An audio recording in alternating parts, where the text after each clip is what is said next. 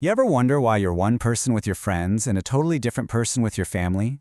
Or how a whole crowd of people can make a decision that not a single one of them would make on their own? Well, today we're going to pull back the curtain on social psychology and look at the invisible forces that guide pretty much everything we do. So let's start right there with that very question. Just think about it for a second. The you that's laughing and joking with your friends, that's probably not the same you that shows up to a big family dinner, right? And that's different again from who you are when you're just by yourself. So what's going on? What's causing these shifts? This is the exact puzzle social psychology was built to solve. Well, a big piece of the answer comes from this classic definition by Gordon Allport. He called it the scientific study of how our thoughts, feelings, and behaviors are all shaped by other people. But here's the really mind-bending part. Those other people don't even have to be in the room. It could be the idea of what your parents might think, or just the unspoken rules of being in a quiet library that's enough to totally change how you act. To really unpack all this, we're going to start small and then zoom our way out. So our first stop is the very core of it all. What's actually happening inside your own mind? And you literally cannot talk about this without mentioning one of the giants of the field, Kurt Lewin. He's often called the founder of modern social psychology, and he gave us this really powerful and actually surprisingly simple way to think about all this. At its heart, his idea was this. Your actions aren't just about your personality, and they're not just about the situation you're in. No, it's the mix, the dynamic interaction between the two. It's all about who you are and where you are. Lewin even captured this in a famous little formula. Behavior is a function of the person and their environment. You just can't understand why people do what they do without looking at both. For example, think of a friend who's naturally shy. That's the P for person. At a huge, loud concert, the E for environment, they might be totally silent. But that exact same person at a small dinner with a few close friends, they could be the life of the party. Same person, different environment, completely different behavior. See how that works?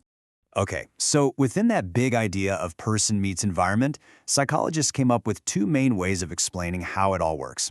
On one hand, you have learning theories. They look at things from the outside in, how rewards and punishments from our past shape what we do now. And on the other hand, you have cognitive theories, which look from the inside out. They focus on our mental machinery, our thoughts, perceptions, and memories. So from that learning point of view, the key idea is reinforcement. And it's super intuitive, right? We simply do more of the things that lead to good outcomes, and we do less of the things that lead to bad ones. It's like when a little kid shares their toy and gets a big smile and praise from their parents. That praise, that's reinforcement, and it makes them way more likely to share again in the future. Now, if we jump over to the cognitive side, we find this incredibly powerful concept called a schema. The best way to think of it is just like a mental filing cabinet. When you walk into a job interview, for instance, your brain doesn't just start from zero.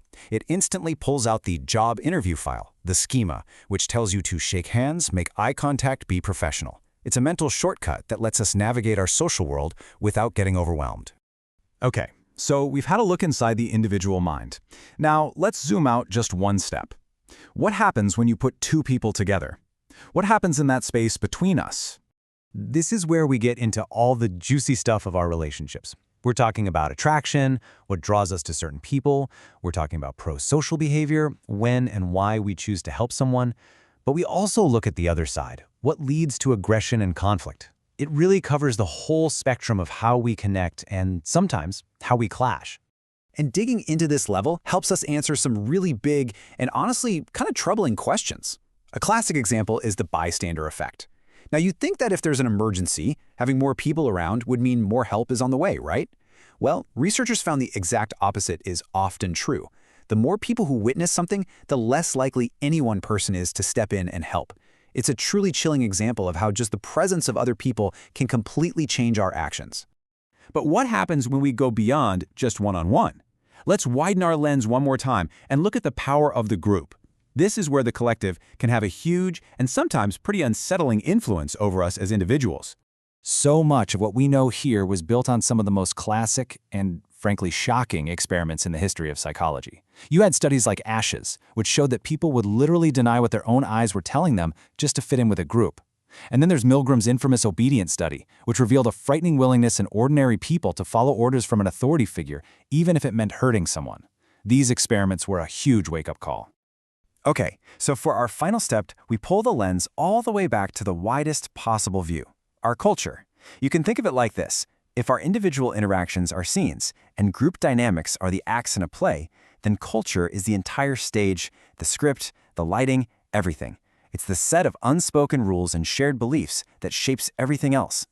And it is so important to recognize that this field isn't just a Western invention.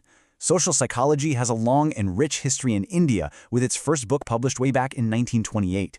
In fact, a really important study by Jamuna Prasad on how rumors spread after the Bihar earthquake actually helped shape some of the major theories in the West. And today, psychologists in India continue to do vital research, bringing their own indigenous perspectives to the table. So we've gone on this journey from the inner workings of one mind all the way out to the broad sweep of culture. But this isn't just a bunch of interesting theories. Let's bring it all back home and talk about why understanding all this is so incredibly important in our real, everyday lives.